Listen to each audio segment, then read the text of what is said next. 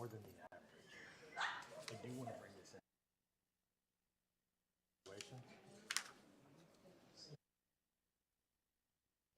Had a long talk with beer. No, I told him, I said, dude, if you want to make your points, take a deep breath.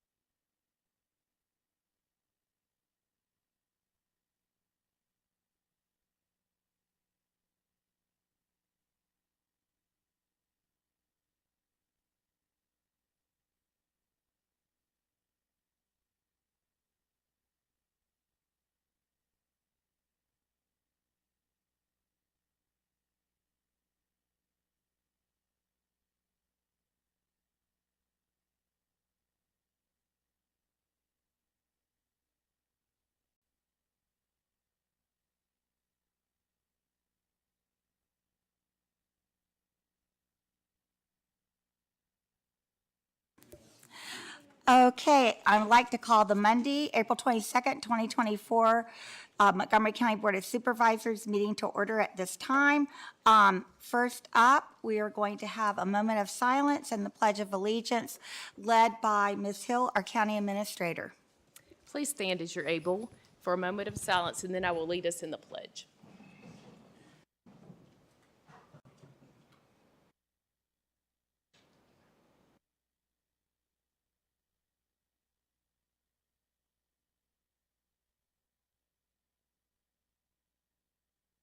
Let us pledge.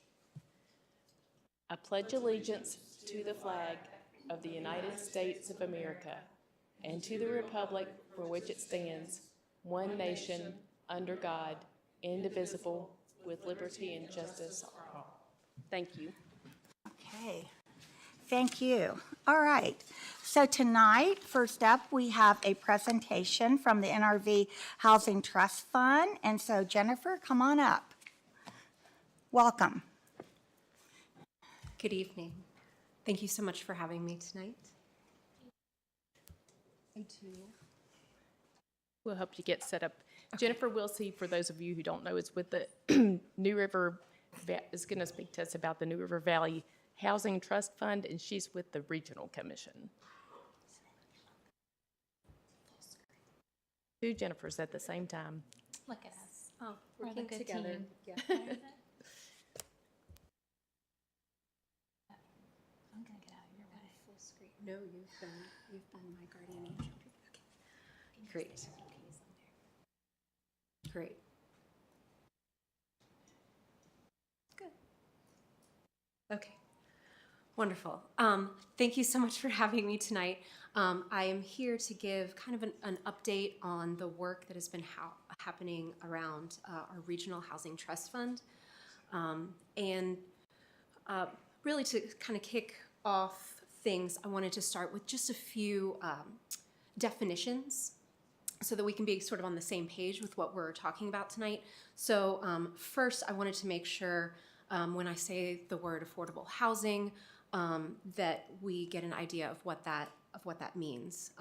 So I think some folks hear that word and they may think of Section 8 or subsidized housing, public housing, and while that's not incorrect, I wanted to share that broadly, affordable housing is more of a spectrum.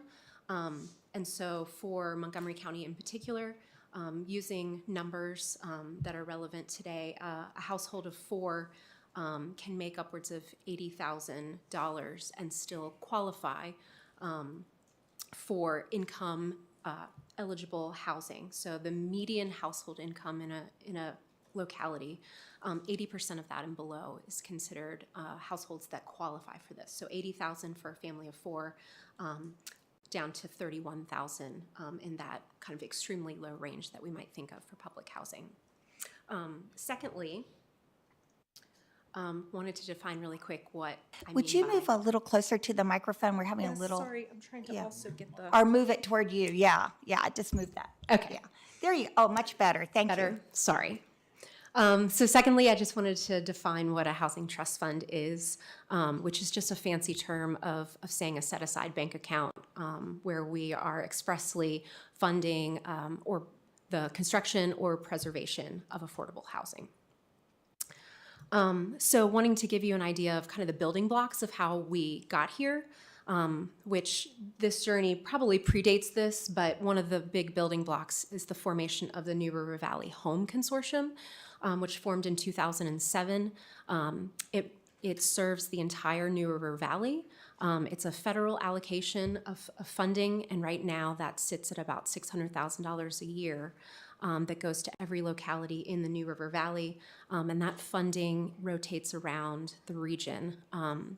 Administratively, the Regional Commission and the Town of Blacksburg's Housing Department provide the staff for those funds, but there are 18 years of projects that have come out of that, and we do a lot of work with local nonprofit and for-profit housing developers in the region.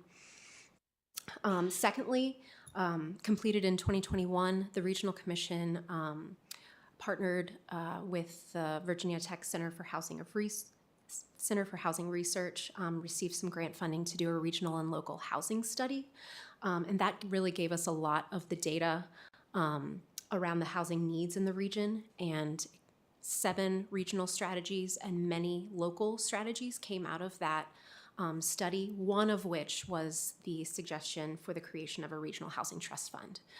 So all of that work kind of got us to where we are today in pursuing that. So just looking at some of the numbers of housing need and just impacts over the last couple of years. This is just looking at home sales transactions, changes in price from 2019 to 2022. So just a few short years, you can see the spikes of housing prices in the region, topping out with Floyd County at a 73% jump in median sales price. Some other things we look at to document some housing need is the fact that even with housing prices growing, some may think, wages are also growing. So this is looking at historic 20 years of data. The top green line tracks, for the region, these are regional numbers, tracks the growth of housing sales prices over time. And the blue line at the bottom tracks our growth in annual wages, again, region-wide. So wages have grown 79%, which is wonderful. But when we compare that to the growth in sales price of homes, we're seeing that sales price for housing is far outpacing our annual wages. And so it is making it increasingly harder, especially for first-time homeowners and such, to get into that and purchase a first-time home. So a bit of our timeline, like I said, for how we got here. Again, the building block of the regional housing study. That very same year, the Regional Commission received a statewide grant through Virginia Housing for $2 million for the express purpose of housing production. So we took that as a region as a way of piloting the concept of a regional housing trust fund so that we could pilot the concept and make awards before using any local dollars. So it gave us a way to test the concept. We did a lot of research on other trust funds, both statewide and nationwide, to look into what were best practices, what were lessons learned, and talk with some of those folks, which was a really rich way of gaining insight. We put together a group of close to 25 stakeholders from around the region, both government, all the local governments were represented, and then non-government. We had developers, we had lenders, nonprofits, contractors, the Realtors and Home Builders Association, all to get around the table and try to think through what set of guidelines and rules would best fit the New River Valley. We kept coming back to one of the building blocks that I mentioned earlier, which is the model of the Home Consortium, and two things that came out of that was, one, the concept of rotating a larger pool of funds around the region so that each locality would have a chance at substantive dollars in a 5-year rotation. And secondly, that when it was each locality's turn, they would have the ability to choose how they wanted to spend the funds. We didn't dictate the types of projects. Some other goals that group came up with is that, and some of these are sort of reasons for why a trust fund was needed. At the top of the list was realizing that more funds and not less funds are needed in order to make housing development work. That is true of market rate development as well, but certainly true of affordable housing development, where that subsidy is so critical in order to buy down either the purchase price or the rent of the unit. Again, reiterating that the rules and requirements are made here locally. Federal and state grants are super important to the work, but they also come with federal and state strings, which are sometimes cumbersome and can take a lot of time to monitor and comply with. Again, locality choice and how the funds are used. And then we were trying to think through, return on investment for creating this fund is seeing housing, desperately needed housing units on the ground. And then the fact that by pooling regional sources together, all of our local sources into a regional pot, that each locality would stand to receive back an award more than it contributed.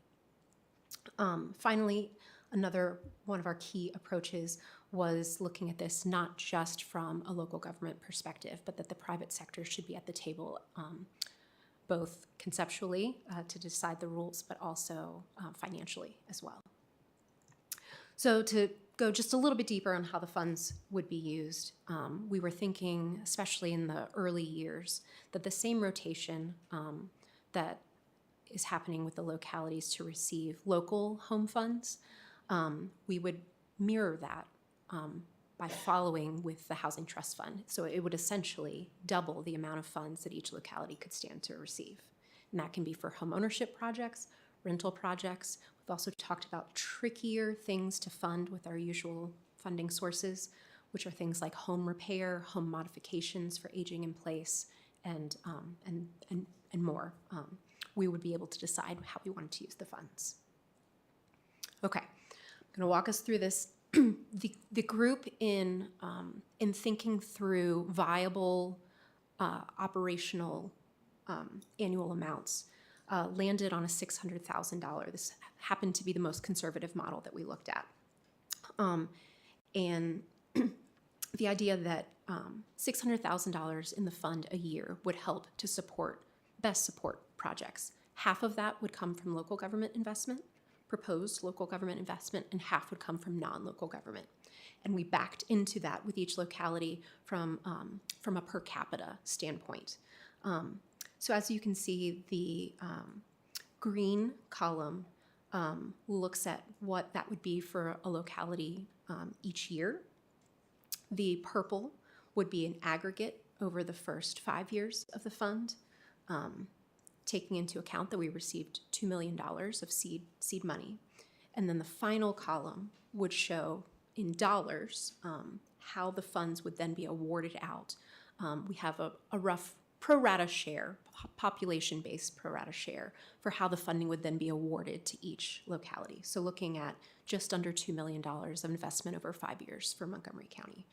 That would include county and towns therein.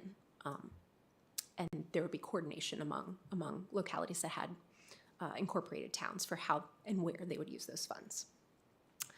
This equated to $1.75 per capita, and I will break this out a little bit because that first number you saw did include the town's investment as well for Blacksburg and Christiansburg.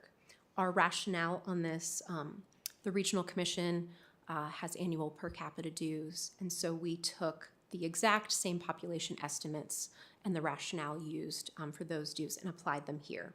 The $1.75 per capita came just from backing into that $300,000 number. So for Montgomery County, county only, 58,431.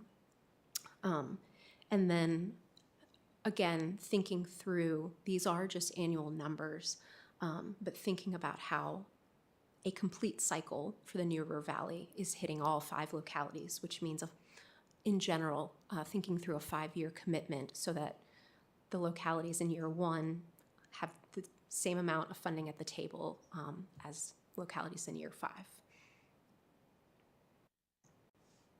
So back to the timeline. We did receive those pilot funds, the $2 million that I mentioned, and we did put out a initial request for proposals and ended up funding 2 projects, one in the town of Pulaski and one in the town of Blacksburg, totaling over 100 units, which far exceeded the 20 units that the grant required. We had $2 million, we needed 10 units per $1 million.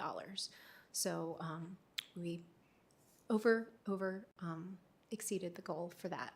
And then now where we are, as looking into fiscal year 25, I've been explaining our process and sharing with all the town councils and boards of supervisors in the region about this process, and we're looking into a financial investment for fiscal year 25 to start.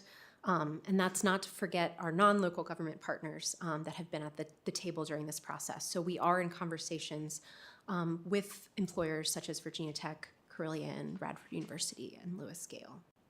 Finally, in terms of long-term oversight and management of the fund, the Regional Commission is actually pursuing a nonprofit arm so that we have sort of a set-aside, missionally driven organization with governance and oversight and financial management to continue managing these funds into the long term. So with that, I think I'm done with my remarks, but I'm happy to take any questions. Thanks so much. All right, thank you, and we'll go see if there are questions. And let's start down at this end with Supervisor Bone. Any questions that you have or comments? One question, if you go back to the chart that had the purple column and the green column. That one. We keep saying that Montgomery County is 100,000 people. Not quite sure where this number came from. Because on the next slide, it shows Weldon Cooper, and I believe Weldon Cooper gave us our number last year. Yes, and this first chart may actually have this not Actually, Weldon Cooper number. It's actually the same number. But this, so Montgomery County did experience in the 2020 census, a reduction in population estimates, which I think we all know is due to the times. Census data being as it was in 2020, that was why the Regional Commission switched to the Weldon Cooper for this year, because it aims to course correct on that. It may not be all sorted out until a couple more census cycles, but that is the reason. I think anecdotally we know that the county is probably sitting at 100. The data numbers were a little compromised because of the count in 2020. So that's the reason. Not quite sure if I really understand that, because we get numbers from Weldon Cooper every year. And the last numbers that I've seen were above 100,000. So, and you just said that you're using Weldon Cooper now. We are. You're going to see Montgomery County split out from the incorporated areas. Mm-hmm. So if we were to back into that number, it probably, or if we were to combine all those numbers, it's probably closer. You add those numbers and it comes up with 92,000. Okay. I'd love to kind of find where the discrepancy is, because that's, 7% difference. But anyway. Was that due to the 2020 census when they had people not at Virginia Tech when they were doing the census or something? There was some kind of discrepancy back then. What Jennifer's saying is that Weldon Cooper's trying to Yeah, adjust it, and it's Yeah. been 4 years, yeah, it should, that you would But think these that- are from 2022. These are 2022. yeah. But even 2 years ago, I mean, we achieved 100,000 2 years ago, actually. I don't recall when it went back up, but we can look into that some more Yeah. for you. Yeah. Great job, though. Love the concept. Love that the productivity is so, 5 times what we expected or more, You guys are doing a great job. Thank you. Okay. Supervisor Kitts? No questions at this time. Okay. And Supervisor King? Okay. All right. Supervisor Demots? Just one question. Thank you for being here tonight. On the slide where you described the various programs that are possibly able to be supported by the housing, there you go. That's the one. Thank you. The final item, the critical repair, aging in place, modifications, and more, is that model looking more towards home ownership, or would those types of funds be available for affordable rentals as well? What's the vision? I think it'll probably skew more towards homeownership, but the beauty of it is that we get to decide if we want to differentiate. The biggest pro of this is that other than one pilot grant and the town limits of Blacksburg, we have not been able to get at a region-wide critical home repair, period. So just being able to have funds to set aside for that would be a huge win. And then we can decide based on interest if it's kind of homeowner versus rental, but either would be on the table. Great. I love that. And then on the slide where you had the various determinations of extremely low income to low income, does this, I know that we have some numbers that get skewed in Montgomery County because of the college student population. Does this in any way relate to, I don't know if I'm making good sense. I know that the poverty rate in Montgomery County is skewed greatly because of the college student population factoring into the poverty rate. Does that factor into what determines our median incomes as well? So these numbers, and we could look into their methodology, just by the fact that if 80,000 is 80% of the area median income, they're considering Montgomery County as a median income of a little over 100,000. That seems high if students were being incorporated, but these numbers are dictated to us by HUD. Okay. We don't do the calculation.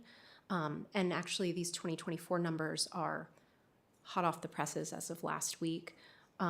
So they share their methodology, but usually the calculation is out of our hands. We simply find our area, and every locality, it ebbs and flows for localities across the region.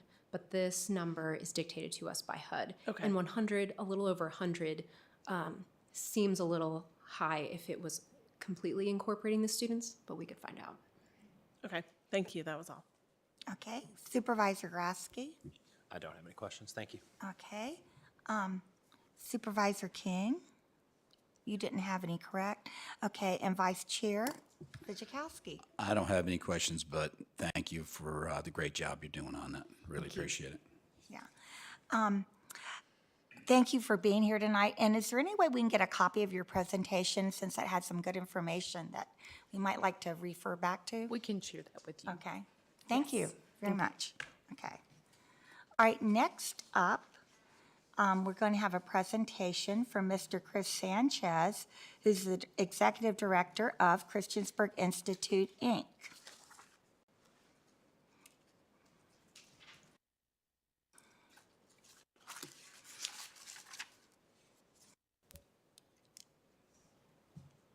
Good evening. How are you doing tonight? I'm happy to be here. My name is Chris Sanchez, and I'm the Executive Director of the Christiansburg Institute, and I wanted to thank you as the Montgomery County Board of Supervisors for your support of our work, and I wanted to be able to share a little bit about what we've been up to at CI. So I have a presentation here, and I believe this is the mouse I'm going to be using. So I want to kind of contextualize who we are as a nonprofit. We are a 501c3 public charity registered in the Commonwealth of Virginia. And our founding purpose was to manage and preserve the Edgar A. Long building and real estate property located at 140 Scattergood Drive, to open up a museum and manage an archival collection, as well as to operate a learning center. Those are items that this agency has been committed to for nearly a quarter century. We're going on nearly 25 years of existence as a nonprofit right here in Montgomery County. The agency began again in the year 2000, and it was created by the Christiansburg Institute Alumni Association as a separate entity tasked with the items I just referenced, the building project, the museum, and the learning center. And right now, we operate the museum and the learning center at 125 Arrowhead Trail, which is right actually down the street from where we are right now at the Government Center. We have public hours of operation where the museum is open for tours, also by appointment, as well as internship programs that we offer in partnership with the Virginia Tech undergrad students, University of Radford undergrad students, as well as high school students, with a focus right now at Christiansburg High School. I think it's important that we put faces to the team, kind of behind the scenes, doing the mission work that's critical to preserving the fullness of our shared story here in Montgomery County. This is our staff. This is our paid staff at the Institute. There's myself. You can see our curator, Jennifer Naird, who's been with us since 2017, came in as a volunteer, graduate from Virginia Tech, and was able to bring Jenny on over time as we've built our resources in a full-time position as our curator of the museum. Next to Jenny is Demaya Smith, who is a local, who grew up here locally in Christiansburg, attended Christiansburg High School, attended Radford University. We were able to hire Demaya as a full-time position based upon a grant we were awarded in partnership with Virginia Tech Libraries in 2022. That grant funded Demaya's position, and then Ashley Palzolo, who is our metadata specialist. Ashley is the first staff person who moved to the Commonwealth from Chicago to pursue her employment at our agency, and she's also been with us since 2022. These are two of our full-time grant-funded positions, and you can see, of course, the chair of our board, Ms. Debbie Sherman-Lee, who is here in the room today, and then the board of directors that govern and manage the nonprofit. We are a majority alumni and descendant board of directors on the board level. So I also wanted to share kind of how we operate and sort of our structure. So we have two core service departments, which you can see here referenced on the slides. The first one is what we call SEMA, the Christiansburg Institute Museum and Archives. This has been a long legacy of the original board and the original executive director of CI, Miss Elaine Dow Carter, who graduated CI in 1948. SEMA is a core service, a pillar to what we do as a public museum institution that oversees an expansive and growing archival collection that speaks to CI's history, but also African-American history across the region of Southwest Virginia. You can see some of the core services that SEMA offers as a public museum. We obviously do curated exhibits. We offer scanning and digitization services to the public who are welcome to come into our museum, work with our team to scan print materials. We're happy to make copies at no cost and kind of provide that back to the community member, and if they're interested, we can discuss possibly ascensioning those items into our institutional archives where they're preserved forever.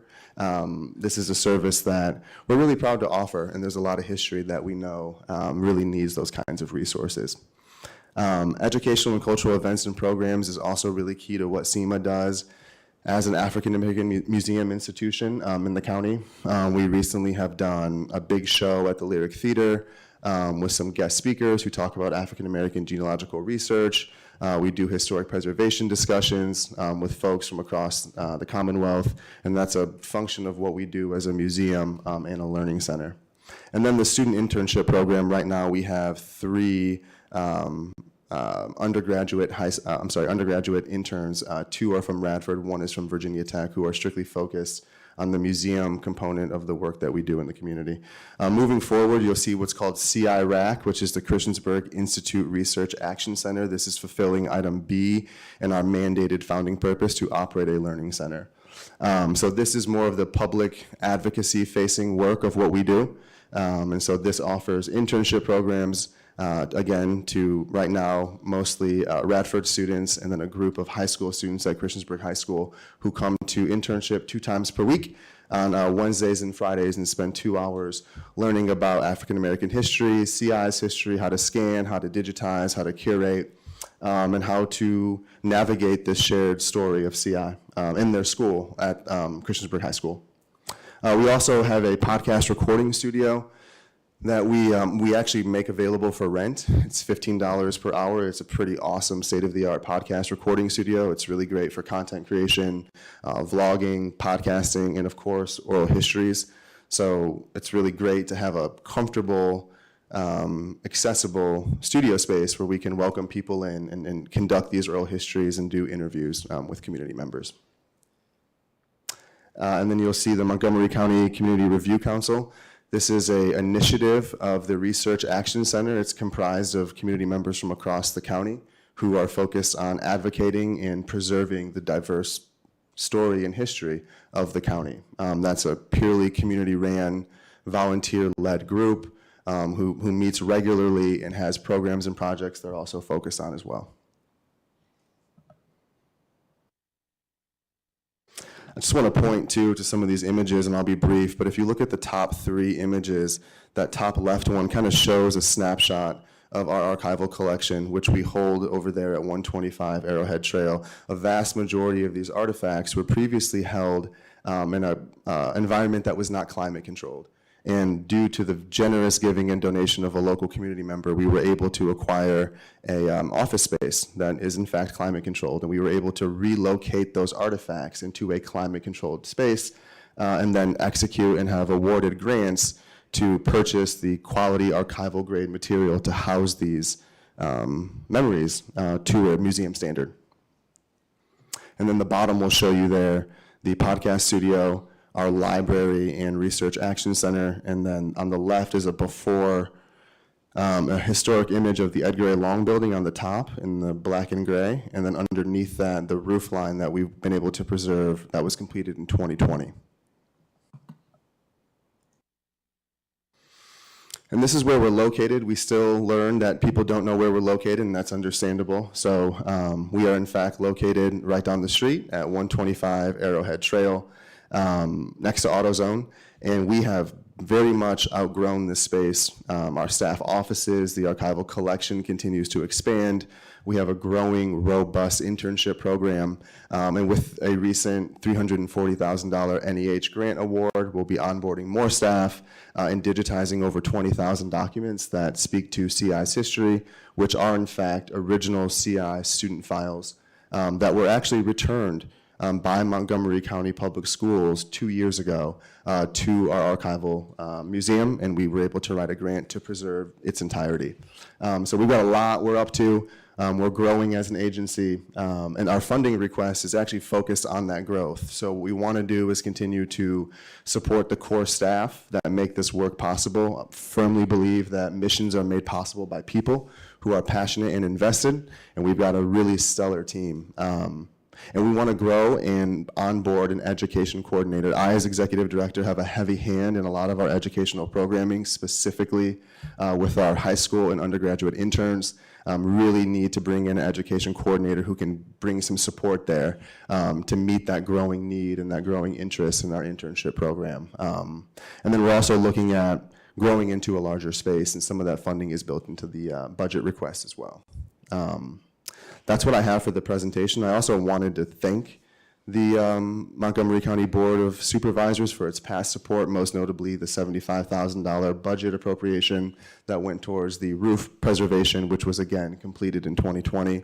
That does a lot to preserve a historic building. It's the first step in a capital campaign project. Making that building weather tight begins with the roof system. So with the support of the county and the town of Blacksburg and the town of Christiansburg, we completed that work, and I wanted to also, again, say thank you for that past support. Okay. I'm happy to take any questions, of course, too, if there are any. Okay, thank you. All right, Supervisor Grasky, any questions at this time? I don't have any questions, but I just did want to say or recognize, thank you for inviting me out to CI and giving me the tour. And just, it's really impressive, the collection you have, the care that you take of Thank you. preserving and communicating, sharing that information. So thank you. Thank you very much. Okay, and Supervisor DeMotts? I don't have any questions, but congratulations. You had a major announcement last Thank week. you. Congratulations for that. Thank you very Thank you much. so much for being here and for continuing with this mission. Absolutely. Your success is incredible. So Thank you so much. Many hands, many feet. Yes. Okay, and Supervisor Bone? I don't have any questions, thank you. Okay, and Supervisor Kitts? So I've had a chance to look at some of this because this are the main buildings in District B, so I've had a chance to be over there. Is the goal, and I know that you've spoken about it some, and I've heard it at other briefings, about moving the museum from a paid space like that into the building itself? Because the roof's been done, and I know as far as a landmark overall that it would probably be better as it pertains to people being able to reference what they're looking at. What's the goal for that, and what's the plan for that? So right now, we have continued to pause our efforts at the Edgar A. Long building, and so we're not able to access the site. We've had to kind of reshift some of our strategic thinking about what we can access, and so we're looking at other buildings that we can move into. And if you're confused about that, which I see the expression, I'm happy to do my best now, and would be happy to meet with you as well to continue that conversation. Okay, Okay, that's all I have. Thanks. all right, Supervisor King? Thank you. Vice Chair Fidzikowski? No, I think I've asked Chris plenty of questions, so I'm good, but thank you for your presentation. Thank you very much. Thank you for being here tonight, and congratulations on your grant again, and good luck. Thank you so much. Have a wonderful evening, and thank you again. All right. So now we're going to move on, and we do have a public hearing scheduled for a 2023-2024 budget amendment, and I'd like Ms. Hill to sort of give us the details on that. Thank you, Chair Biggs. Yes, that is a budget amendment for the current year's budget. It's for one-time funding for some capital projects for the Auburn Park and also an outdoor project at the Blacksburg Library. It doesn't have an impact on the fiscal year 25 budget that will be discussed later in the meeting. This is just about the appropriation that we will have for those funds. Okay. With that being said, we did have someone sign up for that. We have the same kind of guidelines for public address as we do for our public hearing as we do for public address. You have 4 minutes, and a reminder light will go off on the podium there, a yellow light at 3 minutes, and then a red light will go off at 4 minutes. And so with that being said, we do have an individual that signed up, and then if there's anyone that wants to speak after him, you may do so on this public hearing. So I'm going to open up the public hearing, and we start with Mr. Wayman Pack. Oh, you would like to move it to public address? That's fine. Is there anyone that would like to speak to the budget amendment that's present in the audience? Okay, seeing no one, we'll close that public hearing and we'll move to public address, and I will read the guidelines for public address. This, of course, is our time to welcome you to present your comments on issues related to the county, and we provide a sign-up sheet outside before the meeting. Following the speakers that have signed in, members from the audience may address the board. All comments must be directed to the chair and the board from the speaker's podium at the front of the room. It is our time to listen to your concerns, and the board does not reply to questions during this time. Please state your name and where you reside when you come to the podium. You will have 4 minutes to speak either as an individual or as a representative. At the end of 3 minutes, you will see a yellow reminder light appear on the box on the podium. At 4 minutes, a red light will signal that your time is up. Speakers may leave any written statements and/or information for the board with the board clerk. Speakers will be judged out of order should they engage in personal attacks, use profanity or abusive language, or debate with the audience. During public address, we ask the audience to please be respectful of the speaker's time by not applauding or interrupting. So at this time, I'll go ahead and I'll call Mr. Pack forward for public address, and then we'll go to the list of other names.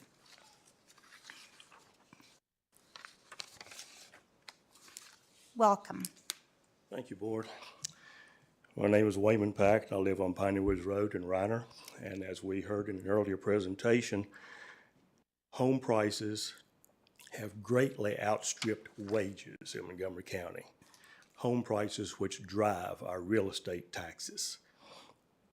And I've been thinking on the proposed FY25 budget and associated real estate property tax increase, and without knowing the substance of the discussions that this board may have had behind closed doors since it was presented, I made a few observations I'd like for you to consider before a final decision is announced. Our state representatives have announced it will be mid-May before another budget session is reconvened. Waiting on them to act is not feasible, as our first semi-annual real estate taxes will be due in a couple of weeks from then. This county government is a type of business. We, the citizens, are the business owners and elect the board, which then in turn hires the administrators or managers, in the business manner of speaking, to manage our county. These managers in turn hire their assistants as their budgets allow, and the assistants hire those under them, and so on. As I have previously stated, managers should be adequately compensated for their experience and for the decisions they make and are ultimately responsible for. However, this compensation should not be excessive to the point where the average citizen likely has no concept of the salaries and benefits that some of our county employees receive. That fault and responsibility lies to a large extent with a citizenry that is busy trying to make enough money to support their families and pay these ever-increasing taxes, along with a feeling of apathy of which I myself have been guilty. The backwards part of this relationship is that not only are the citizens of the county the ultimate head of this business because they, in essence, hire the employees, but they also supply the monies to fund the business and use its products. They benefit from the products of the business in ways such as law enforcement and other emergency services, but they do not have any immediate power over compensation. I don't know about others in this room who have worked or are working for a private company, but the employers that I've had set my wages, and I was not given the opportunity to tell them how much they had to pay me. And if they didn't like it, they had to find a way to pay it. It seems to me that the only recourse here the taxpayers have is to start over. Find people who have worked or are working for a living who are willing to sacrifice their time and become viable candidates to serve in positions of authority to take back control of our government. Somewhere the fact that all of our county employees ultimately work for the citizens seems to have been lost. As employees of the citizens of this county, listen to their voices and reduce your budget wish list. Thank you. Thank you. And next up, we have Patrick Melander.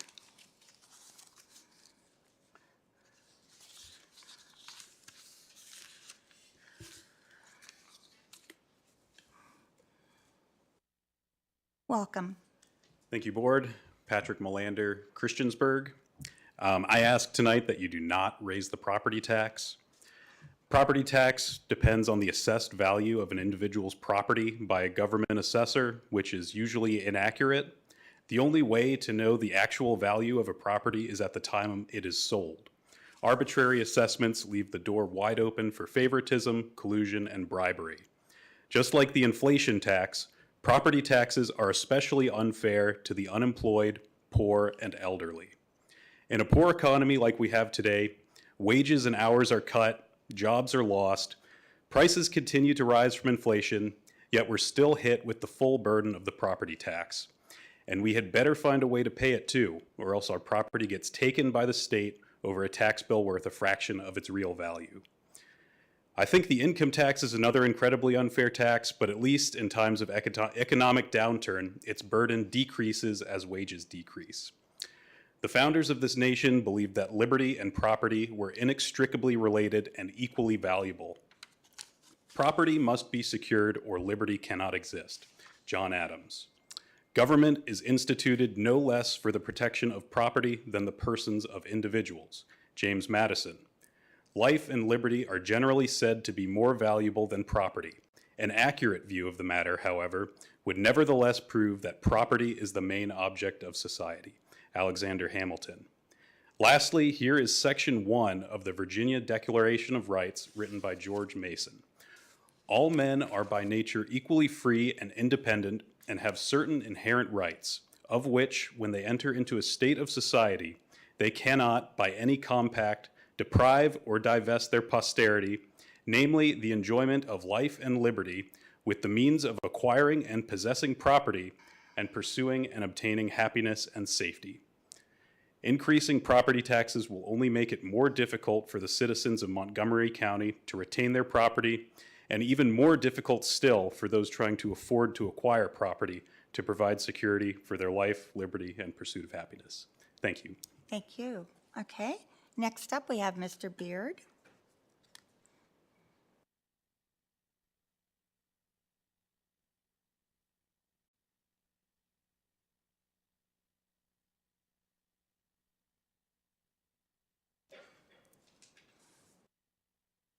Welcome. Thank you very much. Good evening. Thank you for allowing me to speak tonight. I had this passed out. I believe everyone's got my proposal.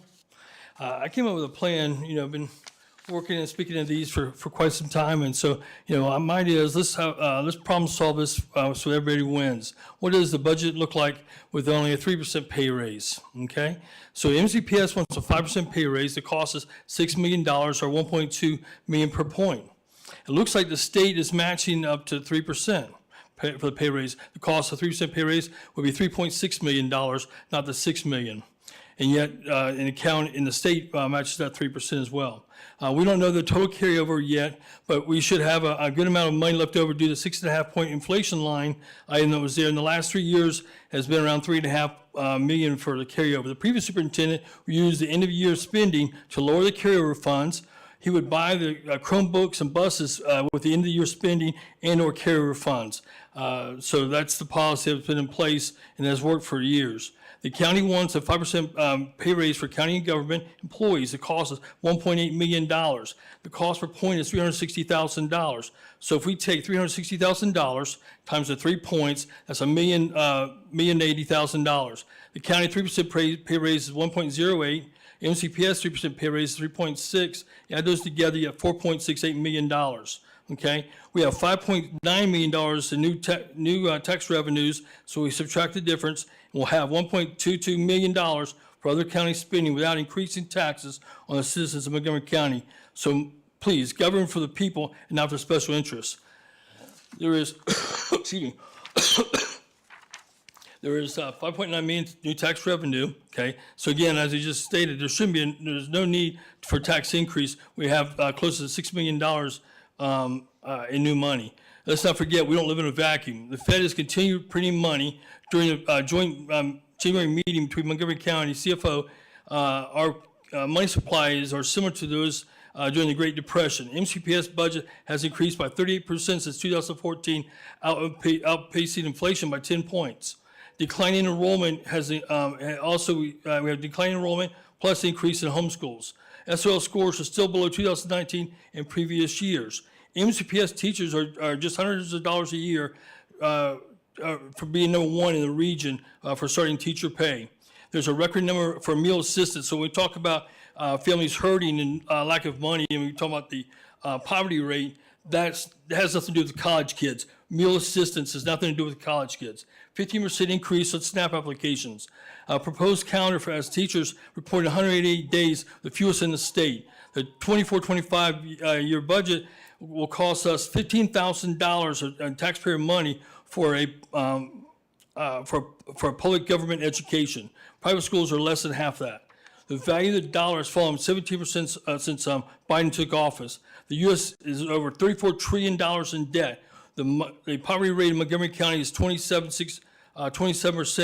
The poverty rate is 170, I'm sorry, excuse me. I get excited here. The poverty rate is 170% higher than the Virginia average. In Montgomery County, poverty rate is 150% higher than the U.S. average. Median household income is at $65,000. The starting pay with no experience is $51,000 for teacher pay. This lack of money means the loss of freedom. Fewer and fewer opportunities to experience. Living the American dream has become a nightmare. Education is the key to success, plus a little common sense and ability to critical think. Please reconsider the tax increase. There's solutions that can be had without raising taxes. Thank you. Thank you. Okay. And next up is Johanna Hicks.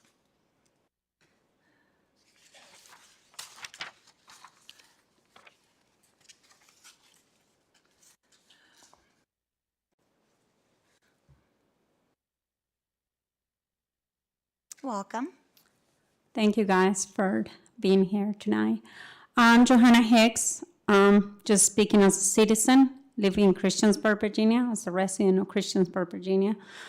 I appreciate your jobs very much, and I know you guys have some tough decisions to make, and I hope that, and I pray to God you guys make the best ones, not just for me, but for all the citizens of this community.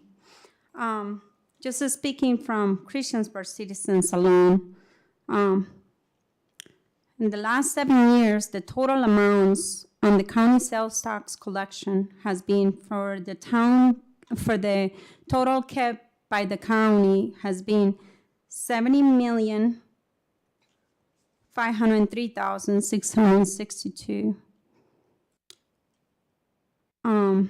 Collections within the town of Christiansburg on the 7-year average is being $139,782,514,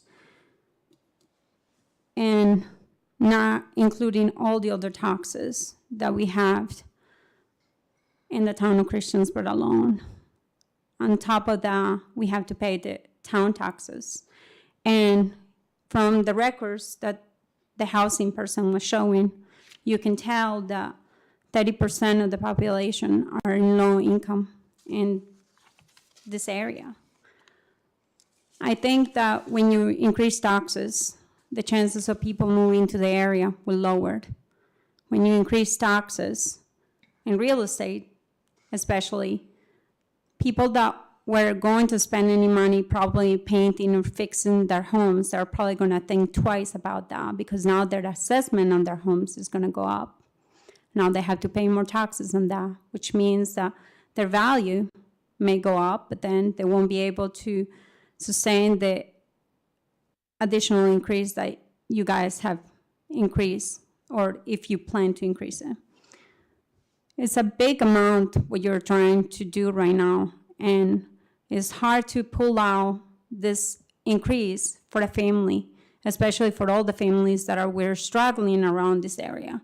It's not just one person. It's a lot of people that live in these communities that have to pay for this amount. So I didn't have a speech planned out for today, but I appreciate your jobs and thank you for everything. And I hope that you do not increase that tax. Okay. Thank you. Thank you. Okay. And next up, we have Laura Marcia. Is she here? Yeah, there she is.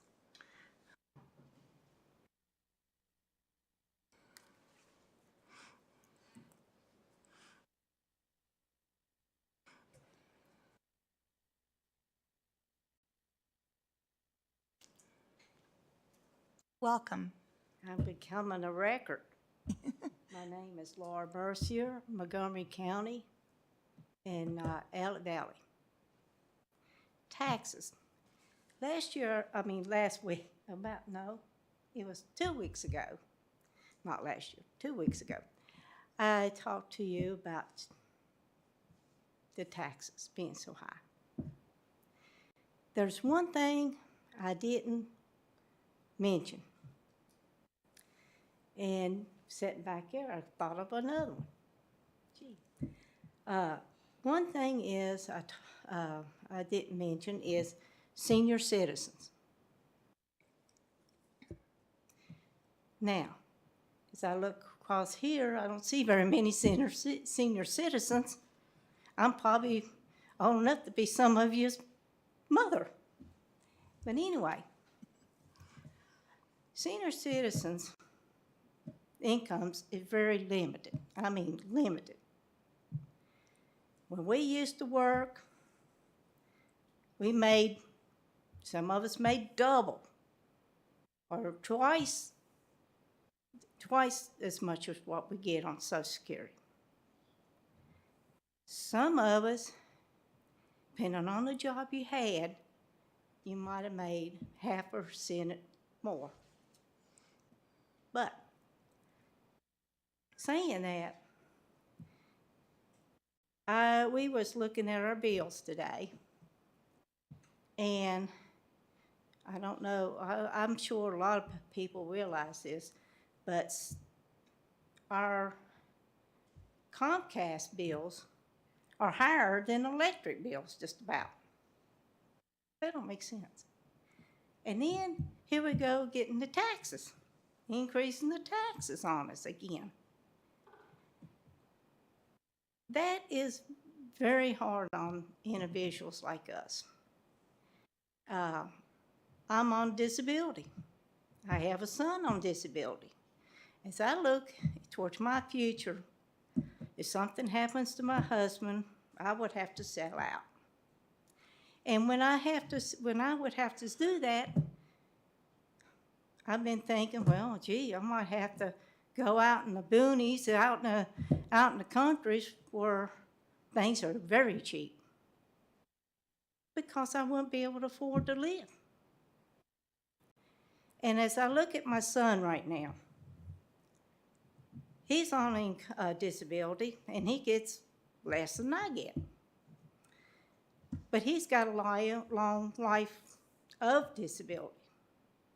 There's no way him coming off the disability. And as I see these housings that the young man was saying earlier, I was sitting back there looking at the chart, and I said, there is absolutely no way my son could buy a house if he needed to. There's no way he can even rent an apartment, because there won't be no funds.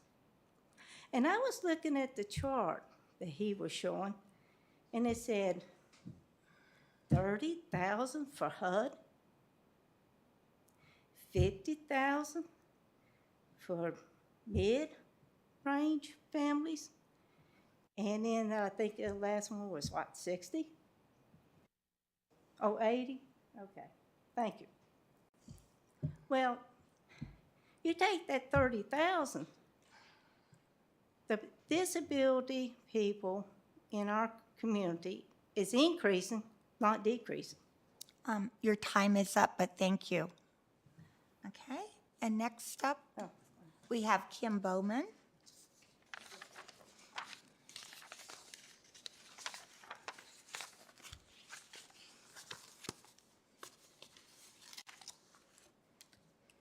Welcome.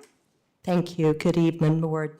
Thank you for letting me speak. My name's Kim Bowman. I'm a citizen of Christiansburg, and I am speaking as a citizen and taxpayer this evening.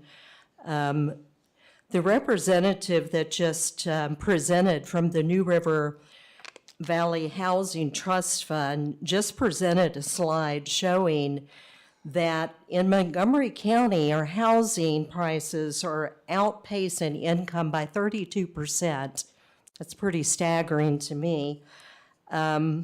She also spoke about the big need for an increase in public housing. And I think those two things alone to me speak volumes. I also have spoke with several people in the last month who have told me that they had to move out of the area because of the tax increases that we've already had, no longer living in Montgomery County.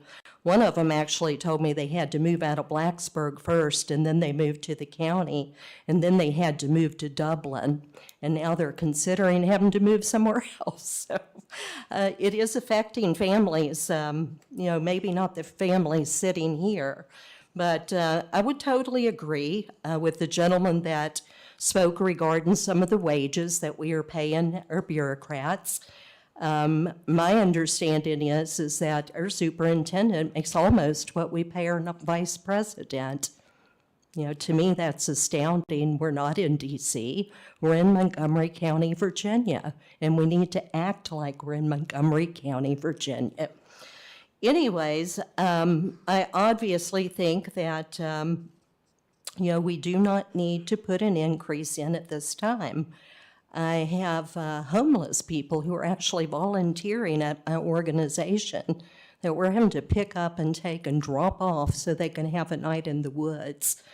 I think housing is a critical situation here, and I think that as we continue to increase expenses, we are adding to that housing problem. We need to be part of the solution, not part of the problem. Thank you. Thank you. Those are all the citizens that we had to sign up. Is there anyone else that would like to come forward at this time during public address? Okay. Ms. Price.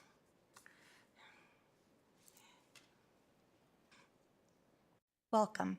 Welcome. Thank you for the welcome. Good evening. Joanne Price, Blacksburg, Virginia. Tonight, I just want to mention a couple of facts. I agree with everybody who has talked about the increase, the tax increase, and reasons why we ought not do it.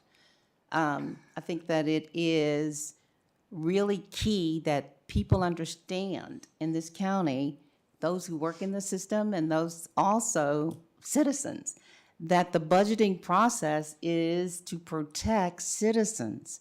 The reason why we budget is so that we do not have increases. Budgets don't increase. You set a budget and then you manage to it. So why are we increasing budgets? That violates the principle of budgeting. Just don't budget. Okay, so I think it's a misnomer. We're not being, we're really not, it's disingenuous. Okay, so that's number one. But number two is taxpayers are forced to pay for schools. Now, I hear this, it's all for the schools. We need an increase for the schools. Well, we spend $150 million for the schools, but yet you have got private education, homeschoolers, and they're educating their kids for $70 million. If we were to educate all those students that are in Montgomery County schools, they could do it for $70 million. That's one half the price tag. What is the difference? The difference is that we taxpayers are forced to pay for schools, which is an institution, rather than education. If you look at what we're getting for our buck, it ain't good. Not at all. Look at what's going on in our schools. Now, I have a list back there of all the things. We have even had a murder-suicide in those institutional schools. We've not had that in home schools. Kids are protected. And it is a matter of the plumb line being taught. In private education, there is a plumb line. It's called truth. In the institution, there is no plumb line. And the opposite of truth is a lie. So we are paying for something we didn't vote for. We are paying for something that we really don't want and can't use. And so this tax increase of 5%, of 7% on the backs of property owners, I feel is way over the top. We need to budget and we need to hold people accountable to the budgeting process. I urge you to vote no. Thank you very much. Thank you. Is there anyone else that would like to come forward at this time to address the board? Okay, all right. Seeing no one, then we'll close public address. And then, Ms. Hill, do we have an addendum tonight? No, we do not. All right, so we'll move into work session on the budget. Do I have a motion to do so? Motion. Is there a second? Second. Okay, roll call, please. Ms. Bone? Aye. Mr. Kitts? Aye. Mr. King? Aye. Mr. Fidzikowski? Aye. Mr. Motts? Aye. Mr. Grafsky? Aye. Chair Biggs? Aye. 7 ayes. Okay. Do you want to say anything at this time, or? Yes, I have a few things I'd like to I thought add before maybe you you begin would. your discussion. I wanted to thank each of you. I know you've been working hard and thinking about the implications of the items before you tonight, and I do appreciate the questions that you've asked and really vetting this out. As you know, the state funding has not been approved yet. It is scheduled to be approved in mid-May, which is after the date that we need to let the school board know by state code what our funding for them will be for fiscal year 25. It does appear that the 3% raise for teachers will be included in the state's budget, so we believe that there will be some additional funding, but we don't know exactly how much at this point. And that, of course, as you know, is not for all positions, but for SOQ positions. Another item that we've been discussing is the change for the paid firefighters in the Elliston area. We continue to look at that, and we presented for you some dollar estimates at the last meeting for an entire year. We do think that that 10 months worth of that cost would be a feasible amount, which is $1,117,000. So those are a few updated items I wanted to share with you this evening. Okay. All right. With that being said, we'll go around and see if there are any comments or questions at this point in time. And I think I'll start down here with Supervisor Bone. Do you have anything you'd like to bring up at this time? Other than a motion, but before we make any motions, we're having some discussion or Yeah, see, asking we're in questions? work session right now, so when we go out of work session under new business, we'll do the actual motion to accomplish. I did ask Ms. Hill to, for a couple bits of information this morning. One of them was for the fire and rescue funding that we've had up until this point. And she wrote a really good email identifying the costs up until this point. So as of last year, the revenue neutral budget, I don't know what the right terminology is, Ms. Hill, I wrote in my email. I was going to say it was actually a revenue negative budget because we added more expenses to a flat revenue. So, in other words, last year's budget, if I'm reading your email correctly, and correct me if I'm wrong,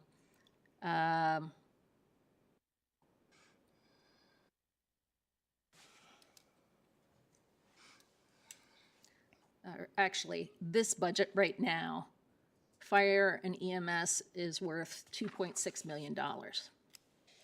And we have not raised taxes for the last 6 or so years. $2.6 million plus the additional paid fire of the 1.34 that you just mentioned equals just short of $4 million and is equal to 3.34 cents moving forward.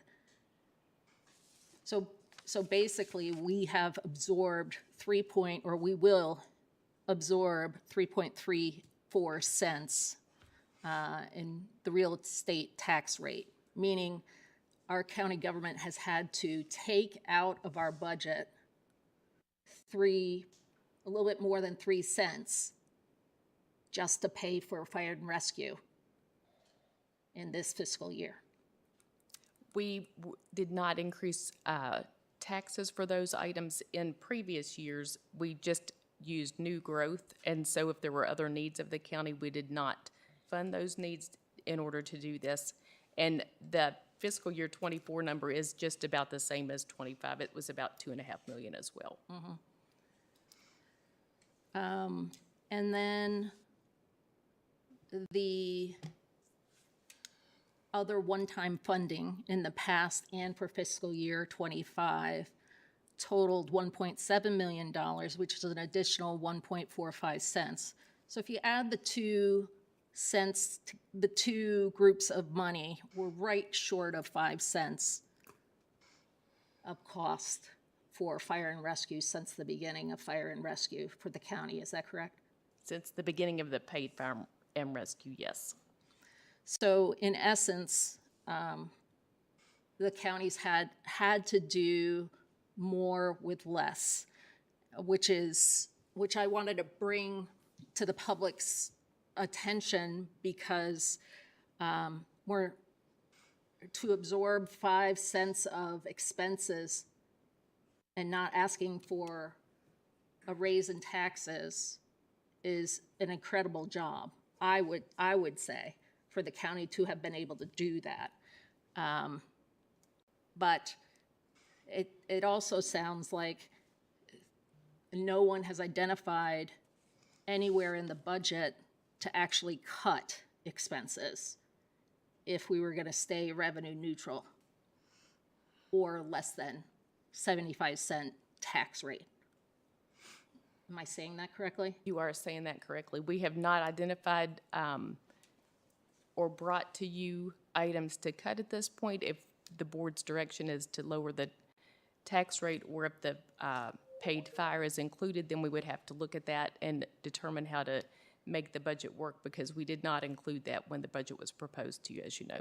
It's about the amount that we're talking about to be funded for paid fire is about 1 cent on the tax rate increase. So that's my first thing. I do have another topic that I would like to discuss once we go around, if I'm allowed to bring it up. Sure. Okay, Supervisor Kitts.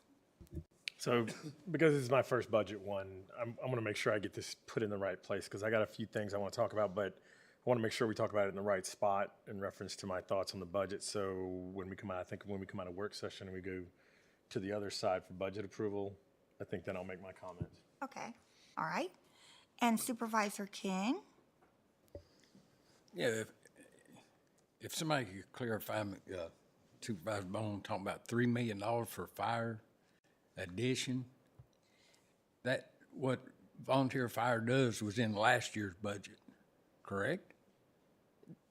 What Supervisor Bone is talking about is for the paid folks, not for any volunteers, and it was $2.5 million in the year we're in now, fiscal year 24, and then it's about 2.6 in 25's proposed budget, and then the additional to make it a total of 3.5 or 3.9 is to include the paid fire folks. So that, the 2 million is for EMS, not for fire? Only EMS, that's correct. We've never paid fire before. Okay.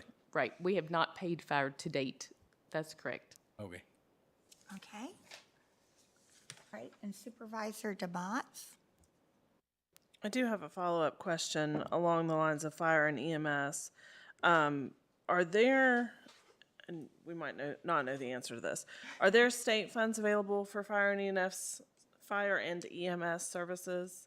There are, I don't know if there's some grant funds that are available for those kinds of programs to pay for employees. I don't know where the process is. I don't know right now what the grant cycle is, but we're going to look into that too.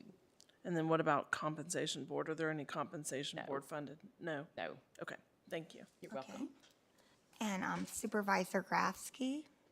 I think, like Supervisor Kitts, my comments will fit better into the discussion around the rate. Okay.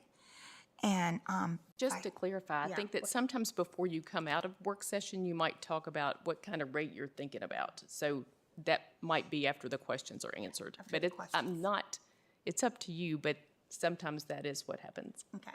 And Vice Chair Fidzikowski?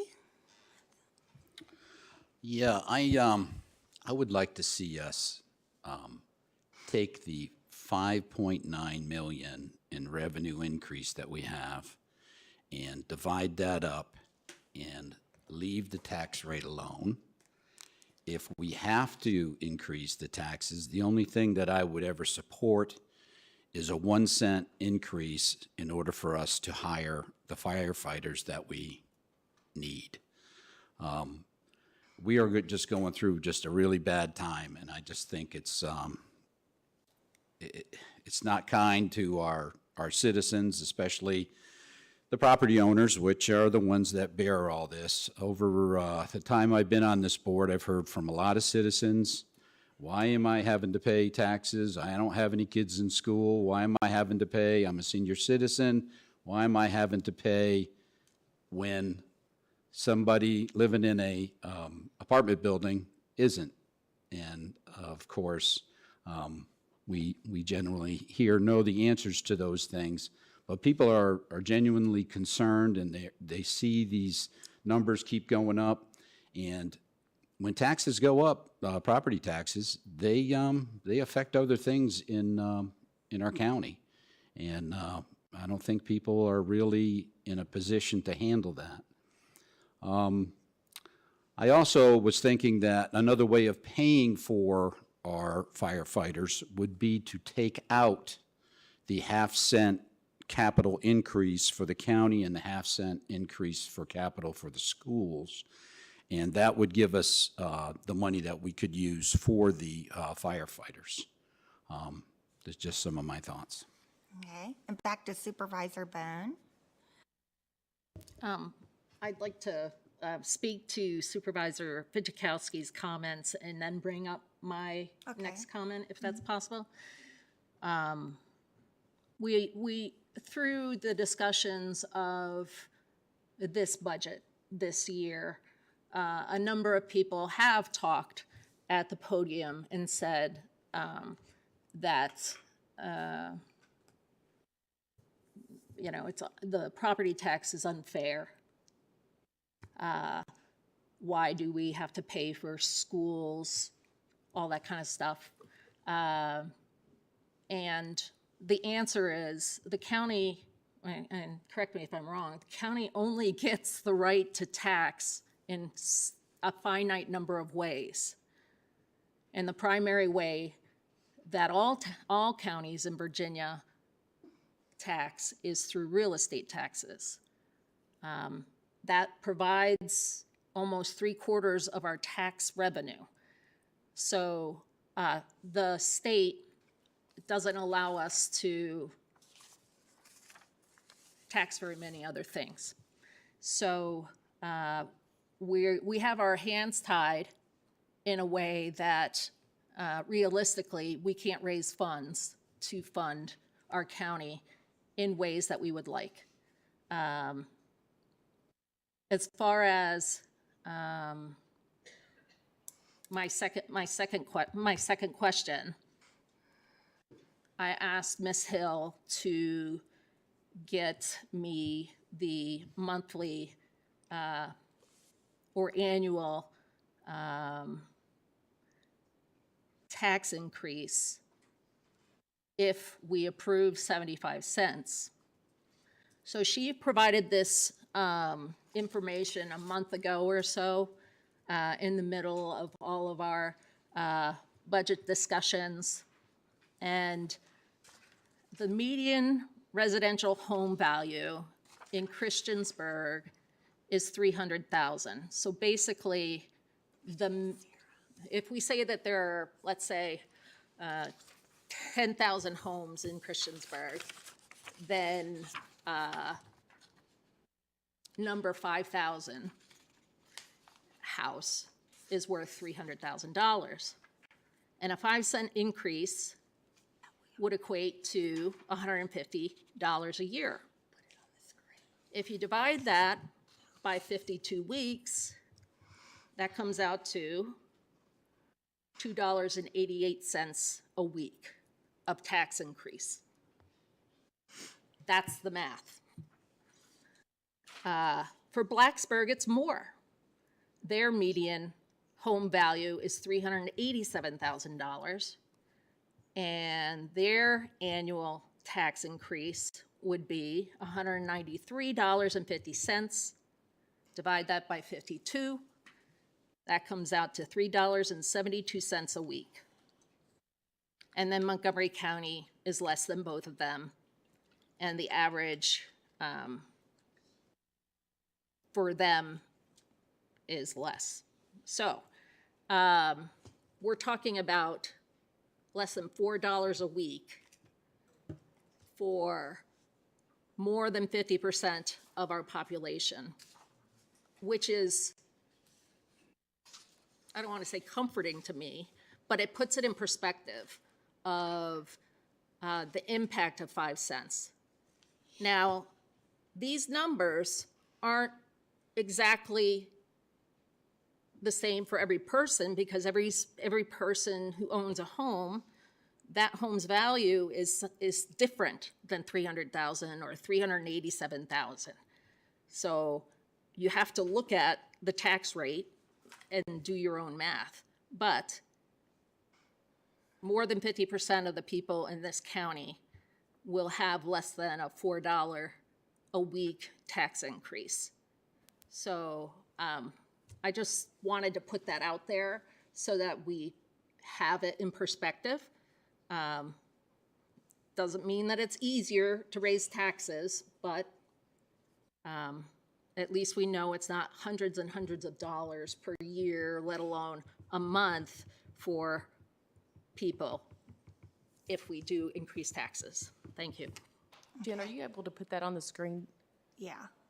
Okay. Yeah, so folks can see it. Thank you. Okay, at this point, are there any other questions or comments? Supervisor Kits. Okay, supervisor kits, and then also that can be included in like what Vice Chair Fidzikowski did as far as what his support was. Yeah, I Go think ahead. me and Supervisor Grasky want to make our points. Okay. Just to put this in perspective, because I'm a small business owner, I'm also retired military, and I'm former enlisted, so budgeting's always been important. With the raise in the property values the last cycle, my property value went up 51%, and I live in Christiansburg. So to say that it was a significant emotional event when I got the bills for this would be an understatement. It actually equated to about 9% tax increase. So as we talk about revenue neutral, and I understand this, and I know where everybody's coming from, I have a problem with the 75 and where we're at. I can't, because we're talking about it's going to go up. If it was 9% last time, again, you're right, property values change. Some people's, I talked to a couple people, theirs went down. Their property taxes went down. Mine did not. Mine went the other way, pretty significantly.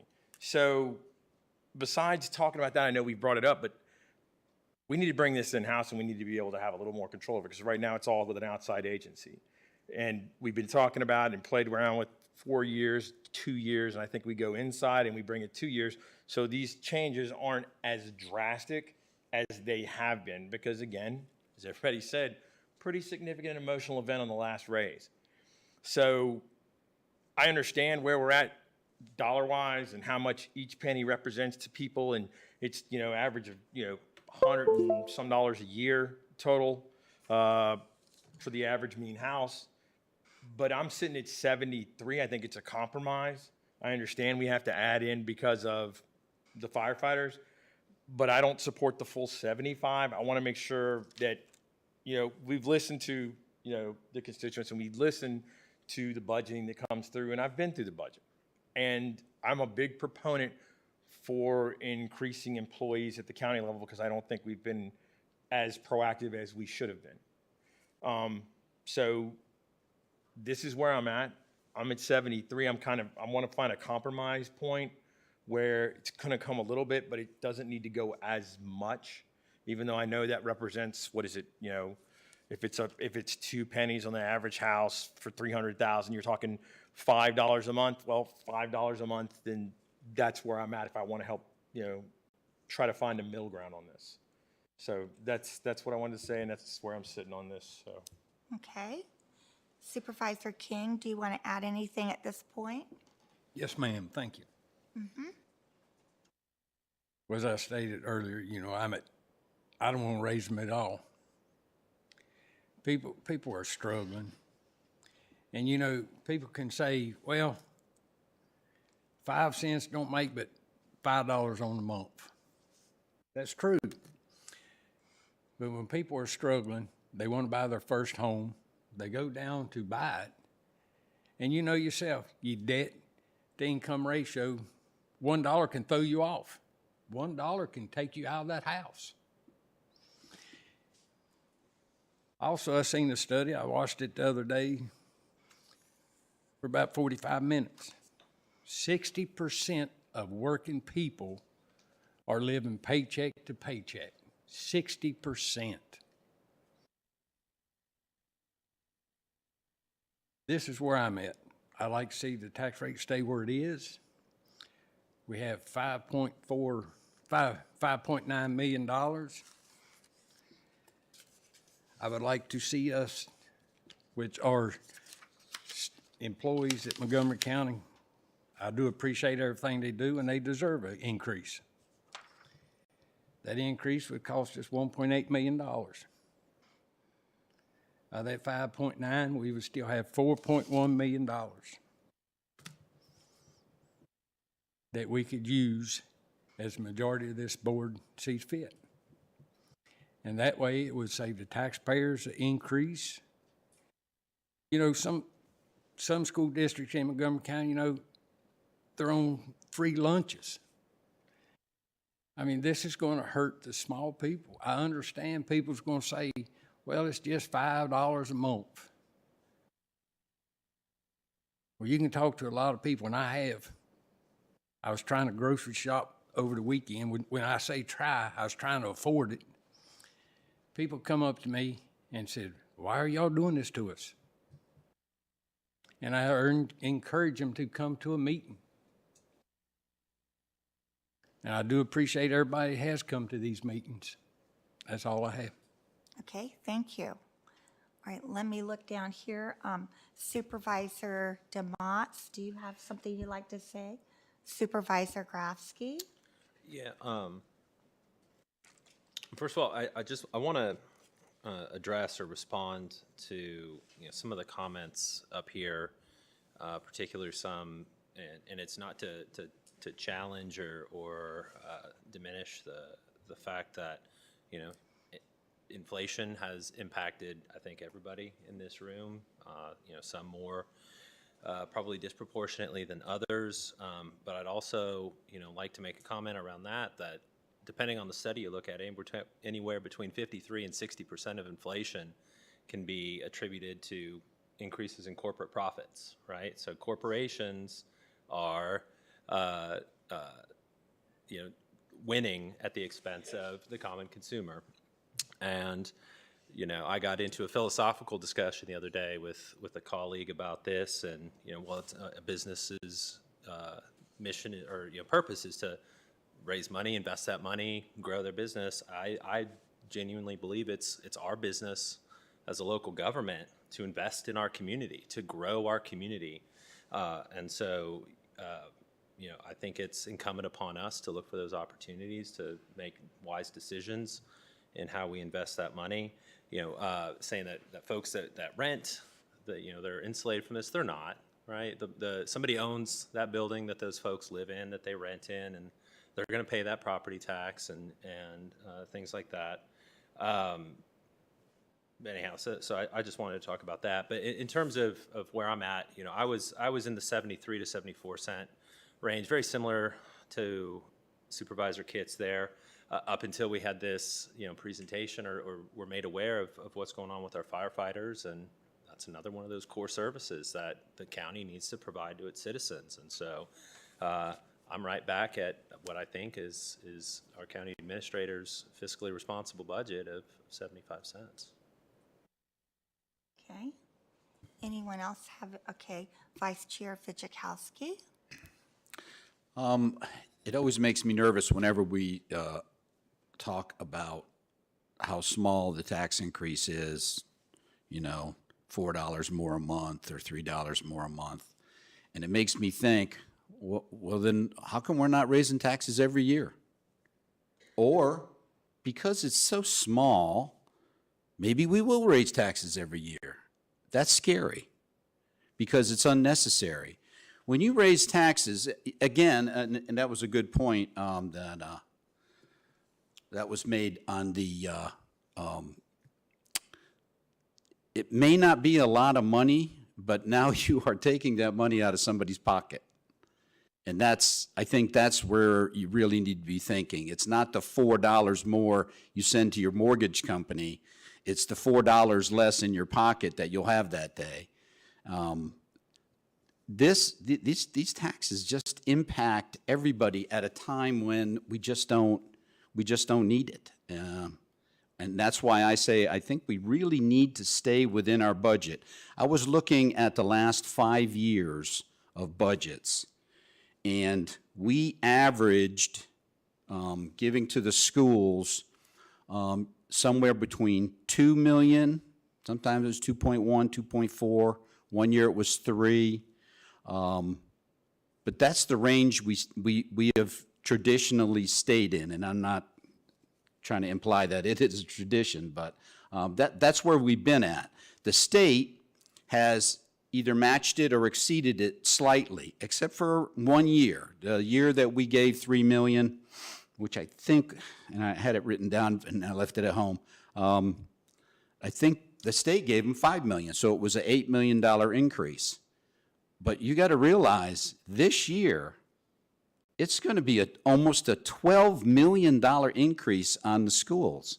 And I'm trying to put that in my head, and I know I read their budget, and they justify everything on there, but that is just an extremely high rate, increase for 1 year, especially when you look at the how it's been going and the money that we have been giving. And I think of this year. I think they asked, I want to say 6 million last year. That was the ask. They got 2 million, and I haven't seen any schools closing. I mean, I look around other counties, they're having an awful time, but it seems like our schools are doing well. That may be because we have a very good manager at the helm. I don't know. But it's, I think we can all tighten our belts up and distribute that 5.9 increase in our revenue to where we can all have a good year. And that's all I wanted to add. But I am scared when we talk about how little impact it is on your mortgage payment. Okay. Anyone else down here? All right, Supervisor Bone. I'm at 75 cents because I've looked at this budget and I understand that we've absorbed 5 cents already just because of the fire and rescue expenses that we have and will be experiencing. And I have yet to hear anything specific that anybody can cut out of any piece of our budget or the school's budget. And that's a big problem, because if we don't approve 75 cents, we have to give the staff, Ms. Hill and her staff, direction on where that money is going to come from. So that's one thing. The other thing is, Ms. Hill, can you explain the 5.9 million? I could have sworn that we've already used some or appropriated some of that for things. The new revenue growth, Yes. we have not, that's ongoing new revenue Okay. for 25. Okay. And that's already accounted for in this budget. It is included in the budget, that's correct. Right, so how do you want to split up the 5.9 million differently? We could do it percentage-wise between the county and the schools. we could say, okay, we're going to have each department is going to have X number percentage cutbacks on each department. I mean, there's lots of ways to do it. Ms. Hill, can you give a general, so 5.9 million is worth 4 cents, right? Or thereabouts. 5.9 million. 5.9 is 4.5. Right. 4.8 is 4 cents. So use your department as an example. How could you cut 5% out of your budget? How could you do that? I cannot answer that on the spot at this time. If we were directed that we had to cut 5% of the budget, we would have to do that. It would be there would be an impact from that for certain. Like how would it possibly, what are the top 10, give me a couple out of top 10 list, Well, personal services is our biggest item across the board. Health insurance, salaries, benefits, that is by far the largest item in our budget. The county administration budget does not have a huge amount of other operating expenses. Maybe there would be a PIO activity that couldn't be done anymore. Maybe we wouldn't be able to provide the information that we provide online. There's just, right. So it's difficult to say that. So when you look at your budget, the largest part of your budget is our benefits, is what you're talking about. Is that correct? Pay and benefits. Pay and benefits. And so you can't decrease people's salary. We wouldn't be able to increase people's salary. Is that true? That's likely true, depending on what the cut is, yes. Yeah. So do you have any other ideas, Supervisor Pichikowski? No, I think that's it. Yeah. So we are going to have to give Ms. Hill some instruction on how to absorb if the 75 cents. So you are going to vote for my plan? No. How can I? I don't have any. You were going there. Gosh. I said at the beginning, I'm going to vote for 75 cents. Did you not hear that? The last thing I heard you say was that we need to instruct her to cut back. We would have to. Oh, we would have to. Yeah, I think that's what she was trying to say. And I have yet to hear any idea of how to go about doing that, is what I've said. Okay. All right. Well, maybe at this point, so we're starting to actually have folks come out and say what they've been thinking and what they've been supporting after listening. And we've had a lot of questions going back and forth to Ms. Hill, I know for sure, because people have really been seeking out information. So at this point, let me ask this question. Is there anyone else that would like to say anything about what their thinking might be? Or are you, Supervisor DeMonts? I can say what I'm thinking. Okay. I want to give everyone a chance. Sure. I'm like Supervisor Bone and Grafsky, I'm at 75 cents. I think I'm looking at the years of history coming up to this point, and then also I know that each of us, our districts have different needs. The people that live in our districts are contacting us in different ways.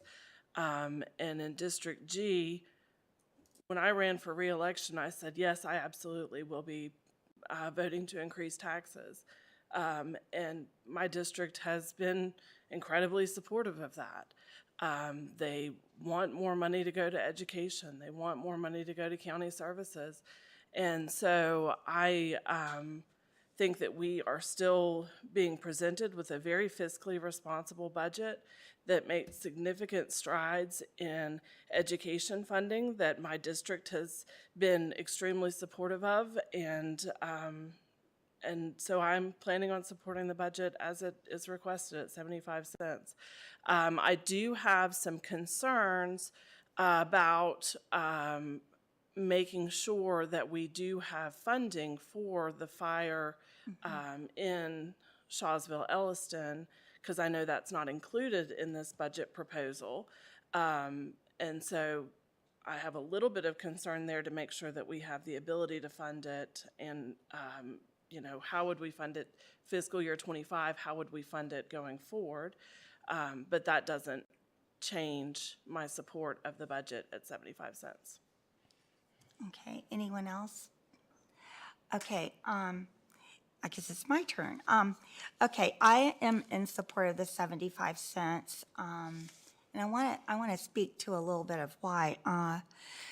I looked at last year, and last year was really a hard time, and there are things in the county that did not get addressed, and there were things in the schools that did not get addressed. And as we move forward, especially with the firefighting kind of thing that seems to be happening with, you know, not having enough volunteers, this is going to be a reoccurring expense next year in next year's budget. So I guess you probably are tired of hearing me say that it's hard just to look at one budget when you're trying to plan for a growing county and you know that these services are needed by citizens. And so you sort of have to look at your whole picture and know where you're going to go. And so I am in support of this budget. I think it's a very fiscally responsible budget. I think that the citizens that have come to speak to us have made really good points. But looking at the whole picture, I think that this is something that we need to do, and it's hard to do. And real estate property tax, as Supervisor Bones said, is the state only gives us certain ways to raise taxes, but yet we are responsible for services to our citizens. And among those big expenses, of course, education and public safety, and those are the things that really stick out when you're trying to serve your citizens, along with recreation, along with community service, along with social services, along with jails, along with courts. All of these are things, even we put money into roads, all of these things are expenses. And we have to sort of look at how we're going to pay for them. So with that being said, back to Supervisor DeMott's point, one of the things that could happen, not knowing what the state's going to do, but wanting to get the firefighters paid for, we could look at, one option would be to look at the 5 cents that we took out last year and was put back in this year before we knew about the firefighters, 5 cents for the capital, the half a penny for both sides, okay? Right. That would be $1.2 million. That could cover the firefighters. And then if the state comes through with the money that hopefully is going to go to the schools, we could back out a 1.2 and put it back into the capital, correct? Yes, you could do that. We have language because I think that we've talked at a previous meeting about if the state comes back with a significant increase for the schools, you would, I believe that it was the board's desire, if the tax rate was increased, to reduce the amount of the transfer to the schools by the amount of funding that came from the state. So Marty and Mark and I have drafted some language to address that for the resolution, if that's the will of the board. But your comment about using the 1 cent on capital would work for balancing the budget. That might be one way to do it. Yes. I think, I don't want to speak for my colleagues up here, but when the Blacksburg High School roof collapsed, I think that set the tone for putting in that half a penny so that something like that never happened again. We're still, scraping by isn't the right phrase, but we're hanging tight with the maintenance of our buildings, you know, having to replace roofs and all this kind of stuff with the budget that we have. We do not have fluff in there to like, oh, we'll build another X building to, we just don't have the funds to do that. But taking money out of the budget, out of capital, I am incredibly nervous about, and I would not support. Okay. Even if it was hopefully put back in? Okay. All right. And in other words, yes, if I can see that it's going to be put back in, great. I like the adjustment of language, no Yes. question about it. I'm just hoping that the state budget Right. comes through so that we don't have to even address any capital funding changes. Thank you.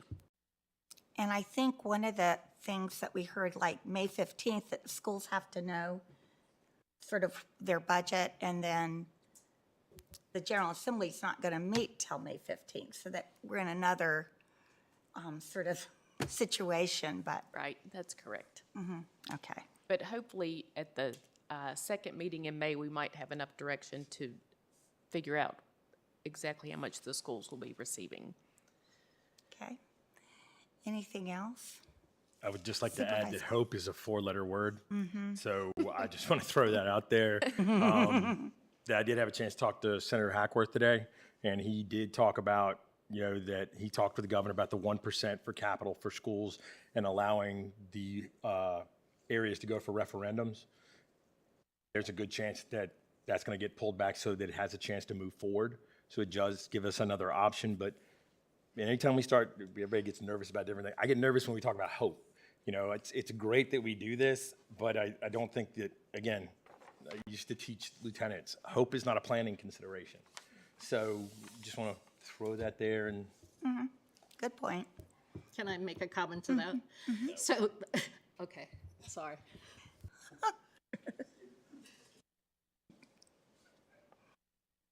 So I'll just make a comment kind of coming on to Supervisor Bones' comments a little bit as well. Last year, during our budget discussions, I was really upset about removing the money from capital. And so I think it's worthwhile, how are we going to fund fire and EMS? That being one of my questions moving forward. But I, again, get to the point where I am uncomfortable removing money from capital as well. We're allocating 2.5 cents to capital needs annually for MCPS. That's $3 million, which is not a lot when you think about how much it costs to renovate or replace whole schools. And so, putting on a facility manager hat, building repairs add up quick. HVAC systems, roofs, pavement, athletic fields, those types of things add up very quickly. And $3 million does not stretch as far as we would hope that it would. So while I really want to figure out how are we going to fund fire in Shawsville, and I appreciate the idea of capital, I do get uncomfortable with that. What do we have kind of in our toolbox if the General Assembly comes back and awards, say, $2 additional million to the schools? What can we do tonight, right now, to make sure that if they're getting $2 million more, how do we even those out? And then down the road, could we reallocate that to an ongoing expense like Shawsville Fire? Yes. That's a resolution. Do you think this addresses that, Marty? Would you like me to read that right now? Yes. Yes, please. Okay. Yeah, go ahead and read it. It says, this would be added to the budget resolution. It says, the general fund transfer to the school operating fund is, and then Mark's going to tell me what the number is. If additional state funding is received for the school operating fund, the general fund transfer to the school operating fund will be reduced by the amount of additional state funding and the balance held in special contingencies to be allocated by the board under further action. So at that time, you could put it to restore the capital. Do we know where the bar is? Like, if additional state funding is awarded over X number of dollars, what is the number? The number that Mark is gonna give us. Okay. It's going to give us the Gotcha. total Okay, transfer. thank you. Right. Yeah. Do you want to give it to us now? Alert. No? Okay. Okay. Okay, so we sort of, May I make my comment finally? yes. Thank uh-huh. you. So part of the problem with the four-letter word is the fact that I can't remember in any of my 6 years on this board that the state has actually settled their budget before we've had to, or the school has had to set their budget. So we have some experiences where the budget really wasn't approved until much later that year versus in the June, July timeframe, so that there was, so it's based on our experiences, and yet we still can't guarantee anything that's on the table, period, is the bottom line. So, and we have no control over it. So pray, hope, pray is a four-letter word. It's a good one. Hope is a good one too. So anyway, thank you. Okay. Anybody else? So we sort of have direction, I guess, when we come out later on under new business. All right. All right, so we'll just entertain a motion to come out of work session. Motion.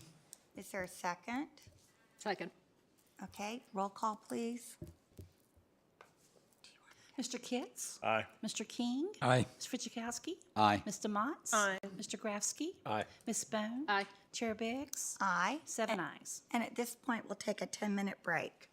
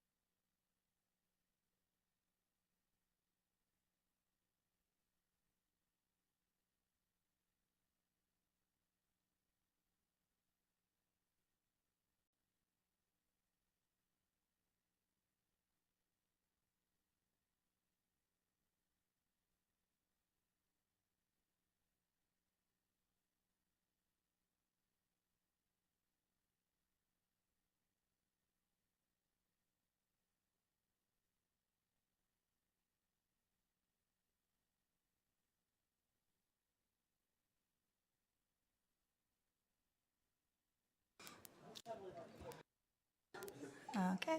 All right, we're going to call the meeting back to order at this time, and we will proceed to items of consent. Is there a motion? Motion. Second? Second. Okay, any discussion? All right, roll call, please. Mr. King? Aye. Mr. Fidzikowski? Aye. Mr. Motts? Aye. Mr. Grafsky? Aye. Ms. Bone? Aye. Mr. Kitts? Aye.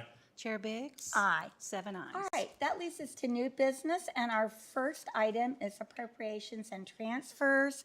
Ms. Hill, do you need to say anything about that?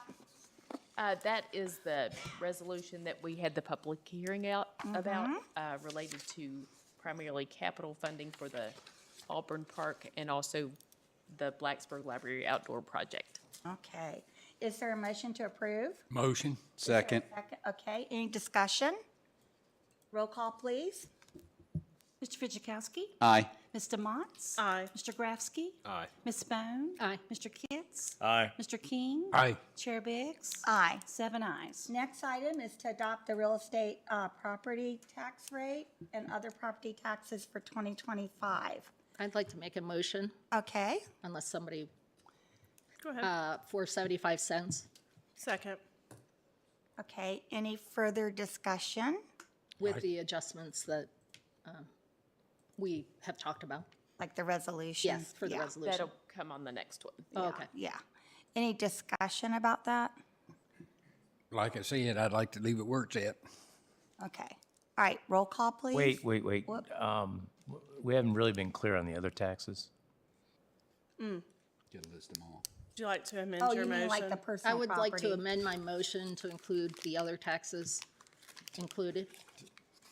Yeah, so the aircraft tax at the current rate of 123, tangible person property at 255, machinery and tool 182, and then mobile home would be the same as real estate. Thank you. Why do we have machinery and tools on here? Oh, yeah, we do. Okay, we Yeah. got, did you read that? Okay. Yes. Okay, got it.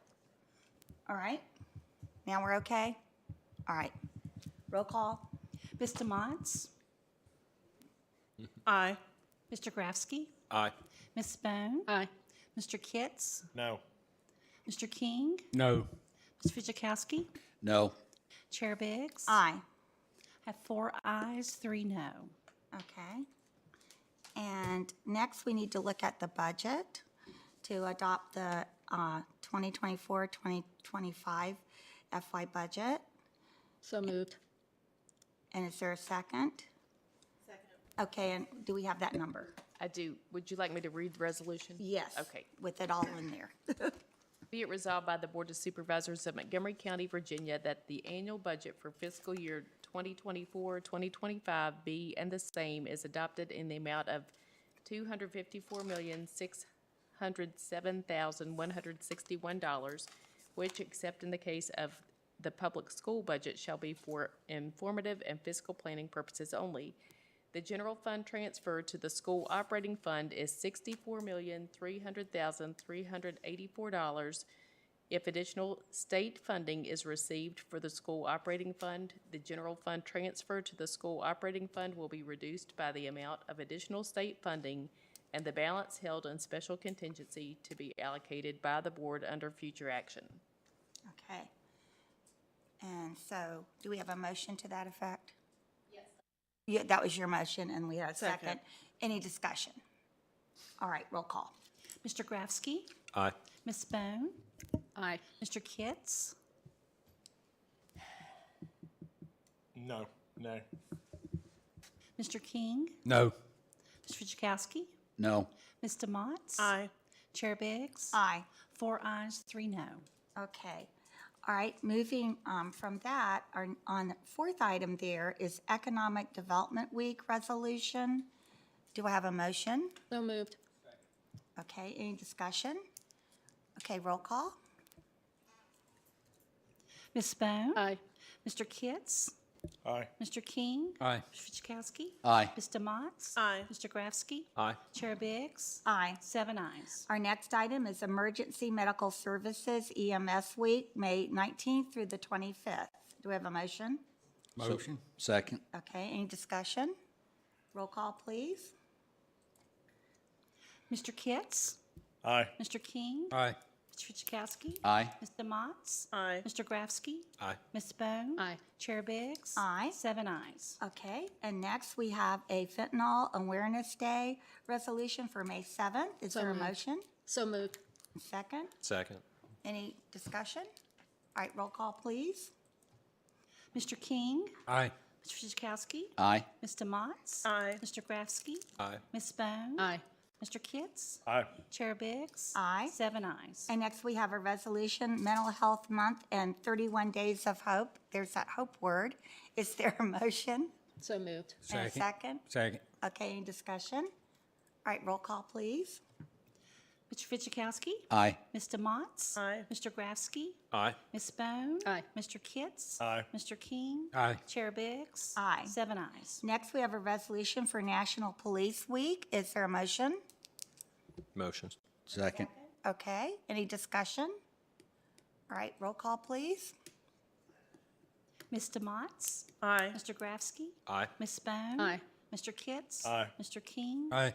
Mr. Fidzikowski? Aye. Chair Biggs? Aye. 7 ayes. And next, we have a resolution for Public Service Recognition Week. Is there a motion? Motion. Second. Okay, any discussion? All right, roll call, please. Mr. Grafsky? Aye. Ms. Bone? Aye. Mr. Kitts? Aye. Mr. King? Aye. Mr. Fidzikowski? Aye. Mr. Motts? Aye. Chair Biggs? Aye. 7 ayes. And finally, we have a resolution for Virginia Business Appreciation Month. Is there a motion? Motion. Second. And second, any discussion? All right, roll call, please. Ms. Bone? Aye. Mr. Kitts? Aye. Mr. King? Aye. Mr. Fidzikowski? Aye. Mr. Motts? Aye. Mr. Grafsky? Aye. Chair Biggs? Aye. 7 ayes. Thank you, Ms. Sweeney. That was bam, bam, bam. Kept up- It's hard to keep up with sometimes. Okay, now we go to reports. County Attorney. No report, Madam Chair. Oh, okay. County Administrator. I'd like to welcome Scott Woodrum. He is now our Assistant County Administrator. It's great to have him on board in that role. And I just wanted to express appreciation to the board for your support of county employees, whether or not you're willing to support the tax rate increase. I know that each of you supports the county employees, and that really means a lot to me and to the staff as well. Thank you very much. Okay. And now we'll do Board of Supervisor reports. Supervisor Grafsky.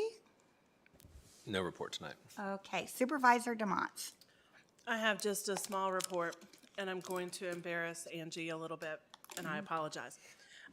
I attended an executive meeting of the Onward NRV Board of Directors last week, and somebody stayed after and waited for me to go through every little conversation that I have just to pay our county administrator a compliment. And this came from one of your colleagues. This came from the Floyd County Administrator, who waited for me to make sure to give me this message. And it was how extremely wonderful you are to work with. But the most impactful part of her compliment was talking about how you are collaborative regionally, and how hard that you work to make sure that other county administrators throughout the New River Valley share that attitude. And I think that that's something that's very important to every member of this board, and to see it recognized in our staff, so much so that other counties are approaching board members to give that specific compliment really meant a lot to me. So thank you so much for what you do to make sure that our region works well together. Thank you. There you go. Okay. Supervisor. Supervisor Bone. I'd like to thank all the residents of our county and the people that took the time to share their thoughts during our budget discussions over the last month or 2 or 3. It's heartbreaking to have to make tough decisions. But on the positive side of things, us board members didn't lose our tempers too much, which is super great. And to have the budget process behind us is also excellent. Thank you for facilitating that. And I do want to give a shout out to our chair, Chair Biggs works really hard for this board to come to the best decisions that we can come to, given that we're all individually representing our districts and what our residents as a whole want, because there is such a difference throughout the county. And she works long, hard hours and doesn't lose her temper, at least not yet with me. So thank you, Ms. Biggs. Well, thank you. Okay. Supervisor Kitts. No report. Okay. And Supervisor King. Don't have no report, but I would like to say something. You know, we all do support the staff here at Montgomery County because we have a great team. And I also would like to thank each one of you here on the board. We do have our differences, but we do treat each other with respect, and that goes a long way with the employees. Mm-hmm. Thank you. Okay. Vice Chair Fidzikowski. Well, I'll start off with saying that's something I agree with Supervisor Bone on tonight. That we do have a very hard-working chair. She does put in a lot of hours, and I hope everybody appreciates that. And the final thing is, time is running out. Shaw's Vegas is going to hit us this weekend, so you better get your tickets. Okay. All right. Well, I would like to thank again the residents that came out, the staff for all the work they did on the budget, and our board members are the greatest board members.